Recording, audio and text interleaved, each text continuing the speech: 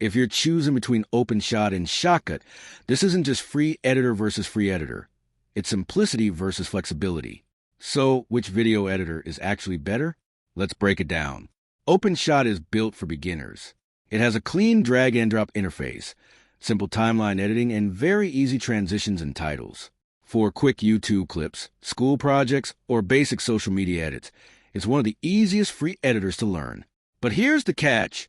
Performance and stability can struggle on larger or more complex projects, especially with high-resolution footage. Shotcut takes a more advanced approach. It supports more formats, better filters, stronger audio tools, and more professional editing controls overall.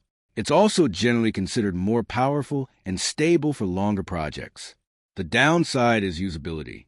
The interface feels less beginner-friendly, and some tools can be confusing at first compared to Openshot. So the real difference is this. Openshot helps you start editing quickly, while Shotcut gives you more control and long-term flexibility. So, which video editor is better? Choose Openshot if you want the easiest free editor for quick projects. Choose Shotcut if you want better performance, more features, and room to grow. Thanks for watching. Don't forget to like and subscribe for more videos.